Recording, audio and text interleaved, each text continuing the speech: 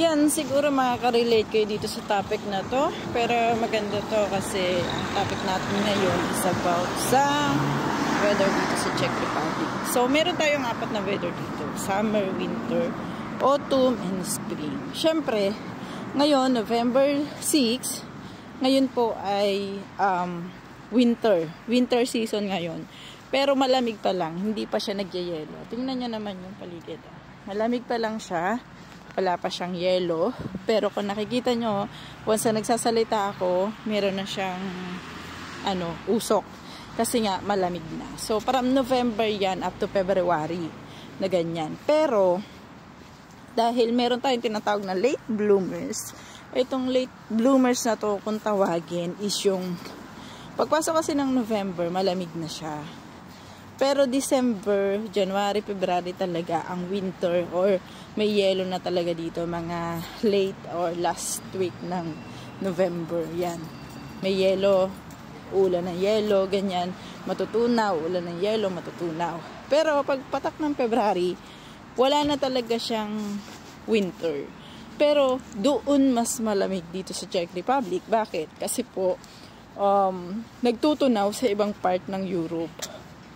So, dahil yung humidity ng kalupaan is malamig, kahit po walang winter or hindi na winter or wala na yelo sa paligid, is napakalamig pa rin dito sa Czech Republic.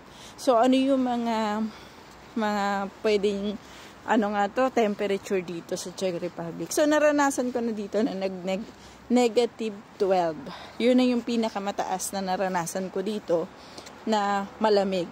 Negative 12.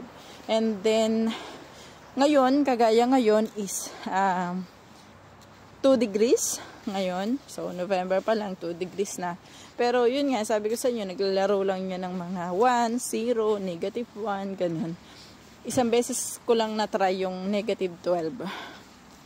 Bago-bago pa ako nun dito sa Czech Republic. So, yun. Tapos, kapag spring naman, masarap. Kasi medyo malamig, ganun. Pero, pwede ka makagala na. And then, pag summer, 3 months lang din. So, July, hindi. June, May, June, July, yan. August, yan yung kainitan dito sa Czech Republic. So, masarap dito kasi medyo malamig. Yan. Mainit.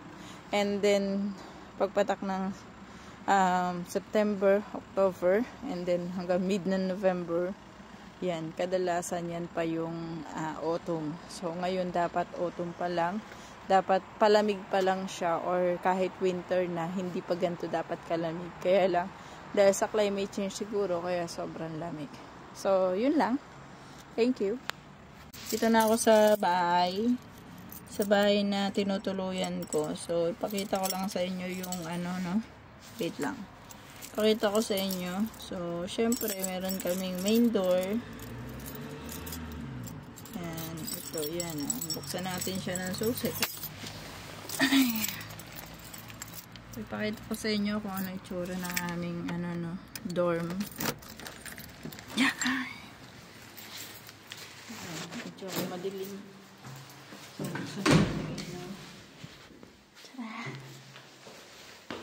So, ayan. So, 4th floor kasi ako. Ayan, pupunta tayo sa 4th floor. May mga katabi rin kaming kwarto dito na maglokan. Masayag yan. Yan.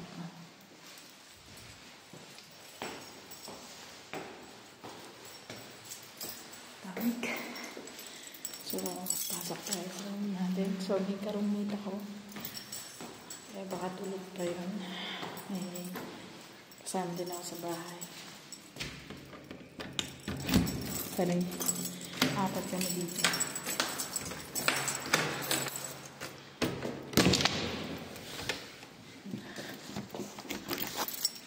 Kompleto gamit. Buksan natin. Diba? Bye-bye. Then, ito. kettle. Ito. Lutuan.